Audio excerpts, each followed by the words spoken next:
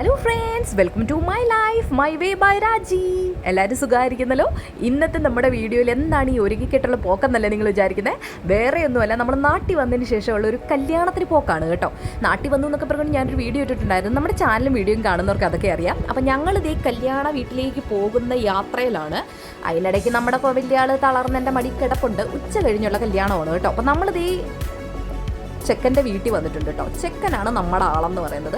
അതായത് വേറെ ആരുമല്ല, അച്ഛൻ്റെ കസിൻ സിസ്റ്ററിൻ്റെ മോനാണ്. അതായത് അച്ഛൻ്റെ പപ്പാടെ ചേട്ടൻ്റെ കൊച്ചുമോൻ്റെ കല്യാണമാണ്. അപ്പം ഞങ്ങൾ വന്നപ്പോഴേക്കും എല്ലാവരും വന്നിരിപ്പുണ്ട്. നമ്മുടെ പയ്യനും ഇതാണ്. ആളിരുന്ന് ഫുഡ് കഴിക്കുകയാണ്. ലഞ്ച് കഴിക്കുന്നത് എനിക്ക് തോന്നുന്നു 2:30 ഫോട്ടോഷൂട്ടൊക്കെ കഴിഞ്ഞിട്ട് വന്നിട്ടിരുന്ന കഴിപ്പായിരിക്കും. അത് കഴിഞ്ഞപ്പോഴേക്കും ഓരോരുത്തർ വന്നു കേട്ടോ. ഇത് പപ്പാടെ അളിയനാണ്, അതായത് പെങ്ങളുടെ ഭർത്താവാണ്. ഇതാണ് ചെറുക്കൻ്റെ പെണ്ണ്, ഇത് ചെറുക്കൻ്റെ അമ്മച്ചി.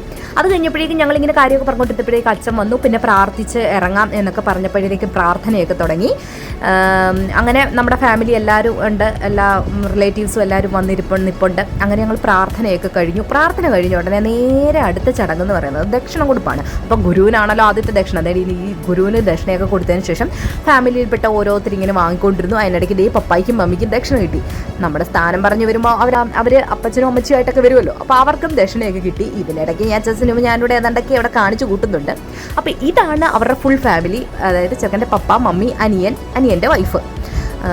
അപ്പോൾ അനിയൻ്റെ കല്യാണം 1 മാസം മുമ്പ് കഴിഞ്ഞു കേട്ടോ. അത് കഴിഞ്ഞ് ഞങ്ങൾ നേരെ നമ്മുടെ പള്ളിയിലേക്ക് വന്നു. പള്ളിയിൽ കയറിയിട്ടുണ്ട്. ഏകദേശം ഇപ്പോൾ ഒരു 3 മണി കഴിഞ്ഞിട്ടുണ്ട് കേട്ടോ. അത് കഴിഞ്ഞ് ചെറുക്കനും പെണ്ണും പള്ളിയിലേക്ക് കയറുകയാണ്. ഇനിയിപ്പോൾ കല്യാണം തുടങ്ങാൻ പോവാണ് കേട്ടോ. ചെറുക്കനും പെണ്ണോട് പള്ളിയിൽ കയറി വരുന്ന ആ ഒരു സീൻ കണ്ടപ്പോൾ ശരിക്കും നമ്മുടെ കല്യാണം ഒരു 9 വർഷത്തിന് മുമ്പേക്ക് ഞാനൊന്ന് പോയി. നമ്മൾ കയറി വന്നതും എടുത്തതും ഒക്കെ ആ ഒരു ഓർമ്മയിൽ വന്നില്ലേ. പലപ്പോഴും അങ്ങനെയാണല്ലോ, നമുക്ക് മറ്റൊരാളുടെ കല്യാണം കഴിയുമ്പോൾ നമ്മുടെ കല്യാണവും കാര്യങ്ങളും ഒക്കെ നമ്മൾ ചിന്തിക്കും. അപ്പോൾ എനിക്കിതൊക്കെ കണ്ടു കഴിഞ്ഞപ്പോൾ ആ ഒരു ഓർമ്മയാണ് പെട്ടെന്ന് വന്നത്. അത് കഴിഞ്ഞ് പിന്നെ പെട്ടെന്ന് ശുശ്രൂഷയും കാര്യങ്ങളൊക്കെ തുടങ്ങി.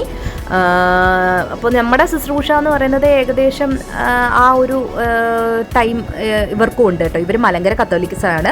അപ്പോൾ നമ്മുടെ ഓർത്തഡോക്സുകാരുടെ കല്യാണത്തിൻ്റെ അതേ ലെങ്ത് തന്നെ ഇവർക്കും ഉണ്ട്. ഏകദേശം ഒരു മണിക്കൂറിന് മേൽ വരും കല്യാണം. അപ്പോൾ അതൊന്നും നീട്ടി വലിച്ച് ഞാൻ എടുക്കുന്നില്ല. ശുശ്രൂഷ ഒന്ന് ജസ്റ്റ് കാണിക്കുന്നേ ഉള്ളൂ കേട്ടോ. ഇതിനിടയ്ക്ക് എൻ്റെ മമ്മിയും ആങ്ങളെയൊക്കെ വന്നിട്ടുണ്ടായിരുന്നു അവരെ കല്യാണത്തിന് വിളിച്ചിട്ട്. അപ്പോൾ അവരുടെ അടുക്കലേക്ക് ഞാൻ പോയി. ഞാൻ ഇറങ്ങിപ്പോയപ്പോഴാണ് മിന്ന് കിട്ടുന്നത് കേട്ടോ. അപ്പോഴത്തേക്കും പെട്ടെന്ന് അവിടെ നിന്ന് ഞാൻ ആ ഒരു വീഡിയോ എടുത്തു. മിന്ന് കിട്ടി ഇതേ ചേർക്കാൻ പെണ്ണിൻ്റെ തലയിലും മന്ത്രകോടി സാരി ഇട്ട് കൊടുത്തു. അപ്പോൾ ഏകദേശം നമ്മുടെ കല്യാണം കംപ്ലീറ്റ് ആയിട്ടുണ്ട്. ഇനിയിപ്പോൾ അടുത്ത ഫോട്ടോഷൂട്ടും കാര്യങ്ങളും റിസപ്ഷൻ പോക്കൊക്കെയാണ്. അവർ പള്ളിയിൽ നിന്ന് ഇറങ്ങി വരുമ്പോഴേക്ക് നമ്മുടെ കുഞ്ഞുമണീസ് ബൊക്കെ കൊടുക്കാനായിട്ട് ഇങ്ങനെ നോക്കി നിൽപ്പുണ്ട് കേട്ടോ. കിട്ടിയ ചാൻസ് പാടാക്കണ്ടെന്ന് പറഞ്ഞിട്ട് അവർ നിൽപ്പുണ്ട്. സത്യം പറഞ്ഞാൽ ഇവരുടെ ശരിക്കുള്ള റിലേഷൻ എന്താണെന്ന് കൂടി അറിയാതെ അപ്പായും അമ്മയുടെ കൂടെ വന്ന് ബൊക്ക കൊടുക്കാൻ കിട്ടിയ ചാൻസ് അവർ നന്നായി വിനിയോഗിച്ചിട്ടുണ്ട്. അപ്പോൾ ആരാന്നറിഞ്ഞില്ലെങ്കിലും കിട്ടിയ ചാൻസ് കളയേണ്ട ആവശ്യമില്ലല്ലോ. 2 പേരുടെ ബൊക്കെയൊക്കെ കൊടുത്തു. അപ്പോൾ ഇനിയിപ്പോൾ ഞങ്ങൾ നേരിട്ട് അവിടുന്ന് റിസപ്ഷൻ ഹാളിലേക്ക് പോകണം കേട്ടോ.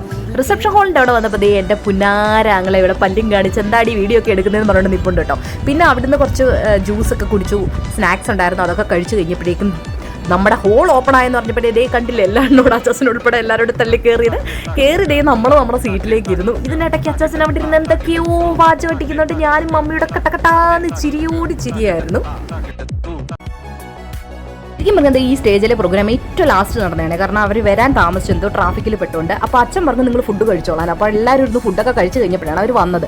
പ്രാർത്ഥിക്കുന്നതിന് മുമ്പ് തന്നെ വിശക്കുന്നു എന്ന് പറഞ്ഞ് അലച്ച കുഞ്ഞുമണീസിന് ഫുഡൊക്കെ എടുത്ത് മമ്മി പിച്ചി പറിച്ചു കൊടുത്തിട്ടുണ്ട് കേട്ടോ. അത് കഴിഞ്ഞാണ് ഞങ്ങൾ ഫുഡ് കഴിച്ചത്. ബിരിയാണി അല്ല, റൈസ് ആയിരുന്നു കേട്ടോ. പിന്നെ ചിക്കന്, മട്ടന്, പൊറോട്ട, അപ്പം ഏതാണ്ടൊക്കെ കുറേ സാധനങ്ങളുണ്ടായിരുന്നു. ഇത് കഴിച്ചുകൊണ്ടിരിക്കുന്നതിൻ്റെ ഇടയ്ക്ക് അവിടെ നല്ല അടിപൊളി എന്നവളെ എന്നുള്ള പാട്ടൊക്കെ പാടുന്നുണ്ടായിരുന്നു. അതൊക്കെ കേട്ട് ആസ്വദിച്ചിങ്ങനെ ഇരുന്നു. അടിപൊളി ഐസ്ക്രീമും ഉണ്ടായിരുന്നു കേട്ടോ. ഐസ്ക്രീം വിത്ത് ലഡു സൂപ്പർ ടേസ്റ്റ് ആയിരുന്നു. അടിപൊളിയായിട്ട് ഇഷ്ടപ്പെട്ടു എൻ്റെ കോമ്പിനേഷൻ. അപ്പോൾ ഇന്നത്തെ വീഡിയോ ഇത്രയേ ഉള്ളൂ. നമ്മുടെ വീഡിയോസ് ഇഷ്ടപ്പെട്ടെങ്കിൽ ഷെയർ ചെയ്യുക, ലൈക്ക് ചെയ്യുക, സബ്സ്ക്രൈബ് ചെയ്യുക. അപ്പോൾ ഞാൻ ഐസ്ക്രീം കഴിക്കുകയാണ്. അപ്പോൾ മറ്റൊരു വീഡിയോ ആയിട്ട് നമുക്ക് ഉടനെ കാണാം. അതുവരേക്കും ബൈ.